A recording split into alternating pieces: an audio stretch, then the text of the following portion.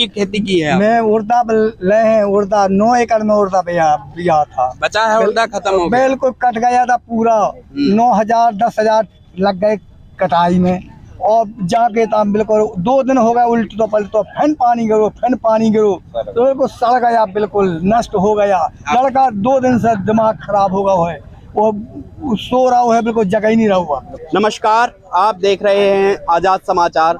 हम अभी दमोह कलेक्ट्रेट में हैं और यहाँ पर किसान आए हुए हैं और उनकी कुछ मांगे हैं। खासकर अभी रिसेंटली जो कलेक्टर का आदेश जारी हुआ था ट्रैक्टर ट्राली को लेके, उसको लेके, और जो अभी अतिवृष्टि के कारण जो बारिश हुई है और उससे जो नुकसान हुआ है, इन और भी कई मांगे हैं। प्रदर्शन के दौरान किसान कलेक्टर को ज्ञापन देने की मांग पर अड़े रहे, लेकिन इसमें कुछ विलम्ब हुआ तो किसानों ने रोड पर चक्का जाम कर दिया।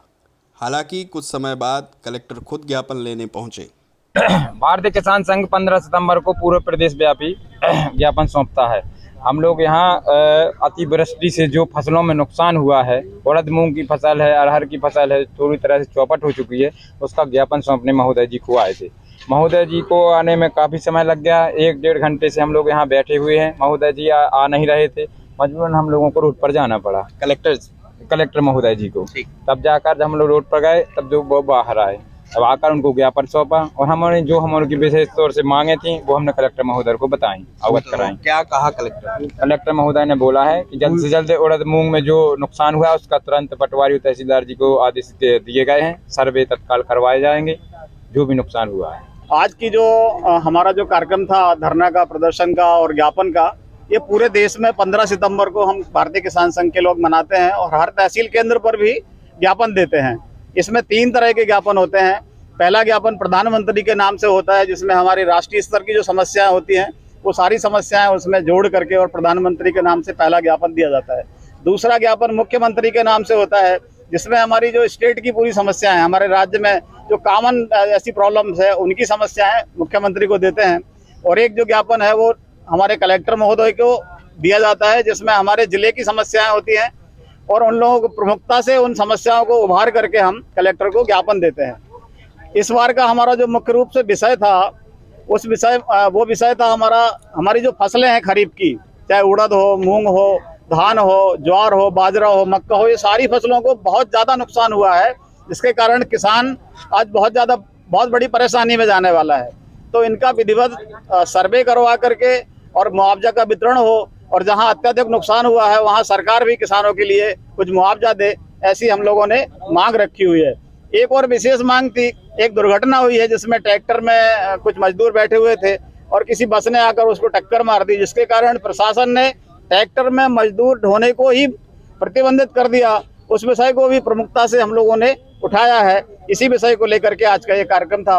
आज भारतीय किसान संघ द्वारा अनेक मुद्दों के ऊपर जो उनके बात आई थे उसको मुद्दों के लेकर यहाँ पे ज्ञापन सौंपा गया है, जिसमें जो अपने यहाँ पे लोकल प्रशासन के द्वारा उन लोगों की जो पूर्ति किया जा सकता है उसको हम लोग जांच करके यहाँ पे पूर्ति करेंगे, और जो शासन स्तर पे नियम जो है हम लोगों को करनी है तो उसको चेंजेस करनी हो या नियमों में नियम चेंज करके लेके आना हो या उन लोगों के मुद्दे को वहाँ पे उठाना हो, तो वो पूरे जो है शासन स्तर के मुद्दों को हम लोग जो है शासन को अवगत करा के जो भी वहाँ पे शासन द्वारा निर्णय होगा उनके साथ अवगत करा देंगे। पर्टिकुलर जैसे निर्णय को लेके बात आई थी कि जो अभी घटना एक्सीडेंट हुआ था, किसान ट्रैक्टर में लेबर को लेके बात आई थी, तो इस पर क्या इसमें वही बोला गया है कि जो भी अपना आरटीओ का नॉर्म्स होते हैं उसके हिसाब से सभी लोगों को पालन करना पड़ेगा। जो घटना घटी है उसमें लापरवाही जो है पूरी तरह वहाँ पे दर्शाई गई है। जो भी व्यक्ति जो है लोगों को लेके जा रहा था, एक ही ट्रॉली में 43 लोगों को ले जाने की बात जो है प्रिलिमिनरी रिपोर्ट में आई है, जो नियमानुसार बिल्कुल नहीं है। तो वो ऐसे लोगों के विरुद्ध बिल्कुल कड़ाई के साथ कार्रवाई करने को पहले भी बोला गया है और कार्रवाई करेंगे। हम लोगों को ये देखना पड़ेगा कि अगर अप्रोच रोड कैसी है, लोगों को कैसे लिया जा सकता है और कितने लोग एक वाहन में लेके जा सकते हैं, ये सब का पालन जो है हम लोगों को सुनिश्चित करनी है, ताकि कोई ऐसा अप्रिय घटना जो है वो होनी नहीं चाहिए। मतलब ये आदेश जो है तो ओवरलोडिंग और अवहेलना को लेके, ना कि ऐसा कि जैसे अब कहीं रोड खराब है, किसान अंदर रिमोट एरिया में जा रहा है, कुछ जगह अप्रोच रोड ही नहीं है, वहाँ पे केवल कुछ तरह की व्हीकल ही जा पाते हैं, तो वहाँ पे रोक के लिए बोला नहीं गया है। स्पेसिफिक वही है कि आरटीओ का नॉर्म्स जो होते हैं, जो पालन जो होती है, तो उसके हिसाब से सभी लोगों को पालन करते हुए जाना।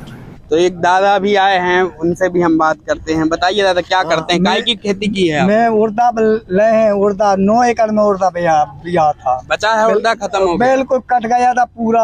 9,000 10,000 लग गए कटाई में, और जाके था बिल्कुल 2 दिन हो गए उल्ट तो पलट, तो फिर पानी गिरो, फिर पानी गिरो, तो बिल्कुल सड़ गया, बिल्कुल नष्ट हो गया।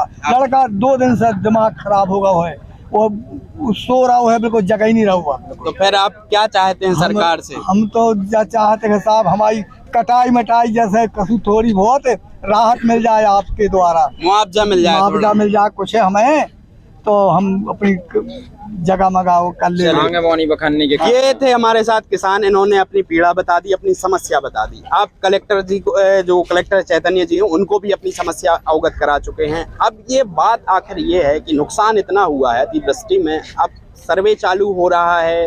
हालांकि आज से एक प्रोग्राम भी चालू हुआ है कि किसानों को फसल बीमा संबंधित जानकारी दी जाए, नुकसान का मुआयना किया जाए, लेकिन ये जमीनी स्तर तक, किसान तक हमने देखा है कि लंबे समय से पहुंच नहीं पाती है। किसी साल का मुआवजा कभी मिलता है, कभी का मुआवजा कभी मिलता है, या मिलता भी है कि नहीं, ये सवाल है। तो सरकार के सामने ये चुनौती भी है, आने वाले समय में चुनाव भी है, किसानों में रोष भी है।